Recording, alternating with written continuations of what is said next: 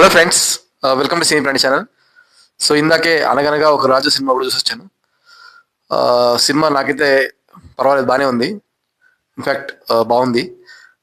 So Naveen Polisetty గారు, నేను ఆయన వీడియో ఒకటి ఒక ఇంటర్వ్యూలోనో లేకపోతే ఒక ఈవెంట్లోనో ఎక్కడో చెప్పినారు.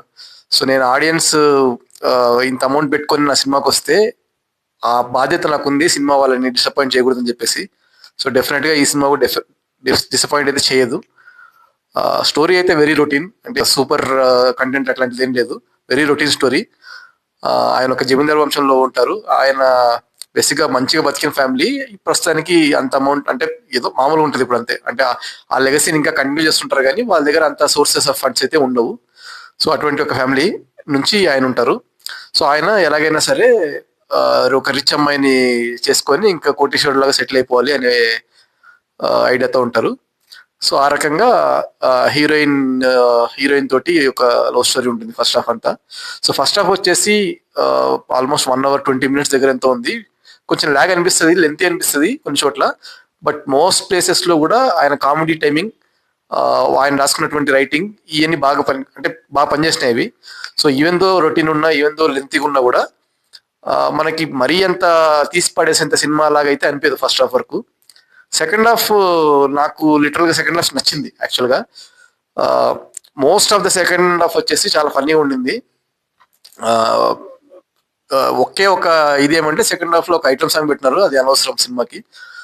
అది తప్ప నుంచి సినిమా అంతా కూడా లాస్ట్ 20 minutes, లాస్ట్ 15 minutes ఏమో కొంచెం ఎమోషనల్ గా టర్న్ అవుతుంది. అంతవరకు మోస్ట్లీ ఫనీగానే ఉంటుంది. క్లైమాక్స్ కొంచెం డ్రాగ్ చేసినట్టు అనిపించింది.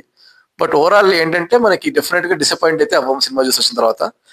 మోస్ట్ ప్లేసెస్ లో కామెడీ అయితే బాగా పడింది. నవీన్ పోలిశెట్టి గారి గురించి చెప్పాల్సిన అవసరం లేదు, ఆయన కామెడీ టైమింగ్ గురించి.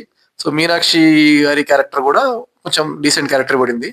రావు రమేష్ గారికి పెద్ద క్యారెక్టర్ అంటే ఉంది ఎంతో కొంత, బట్ ఆయన ఆయన ఆయన అండే సీన్లు చాలా తక్కువనే ఉన్నాయి. బట్ ఇంపాక్ట్ ఏదో క్రియేట్ చేసి వెళ్ళిపోయినారు ఆయన సీన్ వరకు. మిగతా పెద్ద క్యారెక్టర్స్ వేరే ఏం రిజిస్టర్ అవ్వవు. ఒక విలన్ క్యారెక్టర్ ఉంది, ఆ క్యారెక్టర్ అయితే కంప్లీట్ గా వేస్టెడ్ క్యారెక్టర్. అంటే దానివల్ల, అంటే పుష్ప సినిమాలో విలన్ అనుకుంటా ఆయన. నిన్న బిఎండబ్ల్యూలో కూడా ఆయన విలన్ కాదు, బేసిక్ గా ఒక క్యారెక్టర్. ఆయనకైతే మంచి క్యారెక్టర్ ఏం లేదు, అంటే ఆ క్యారెక్టర్ పెద్ద ఇంపార్టెన్స్ కూడా ఏం లేదు. సో అది మించి అగైన్ ఆ రొటీన్ స్టోరీ అయినా కూడా ఆ రైటింగ్, ఆ కామెడీ టైమింగ్ వల్ల సినిమా మనకి ఎక్కడ కూడా మరీ అంత బోర్గా కనిపించదు. ఇన్ఫాక్ట్ క్లైమాక్స్ ఆ ఎమోషనల్ ఎండింగ్ చేయడం వల్ల మనం బయటకు వచ్చేటప్పుడు ఒక మంచి ఫీల్ గుడ్ సినిమా చూస్తున్నాము అనే ఫీలింగ్ తోటి ఎండ్ చేస్తారు. సో నాకైతే సినిమా నచ్చింది. హ్యాపీగా ఫ్యామిలీస్తో పోయి ఎంజాయ్ చేయండి. పాటలు కూడా బాగానే ఉన్నాయి. మనకు ఆల్రెడీ 2-3 పాటలు వైరల్ అయిపోయినాయి. సో పాటలు కూడా బాగున్నాయి. ఇన్ఫాక్ట్ ఈవెన్ ఫోటోగ్రఫీ కూడా బాగానే ఉండింది. నాకు ఇంకొక ఇంపార్టెంట్ బాగా నచ్చింది ఏంటంటే కాస్ట్యూమ్స్. సో హీరోయిన్ కి కొన్ని సారీస్ పడినాయి, చాలా బాగున్నాయి చూసేకి. అంటే భలే క్లాస్గా ఉన్నాయి అవి కాస్ట్యూమ్స్. సో కాస్ట్యూమ్స్ ఎవరు డిజైన్ చేస్తారో కానీ, ఇన్ఫాక్ట్ హీరోవి కూడా కాస్ట్యూమ్స్ చాలా బాగున్నాయి. సో మొత్తానికి అది నాకైతే సినిమా నచ్చింది. కంటెంట్ కనుక మీకు నచ్చినట్లయితే please like, share, comment and subscribe. Please support me. Thank you.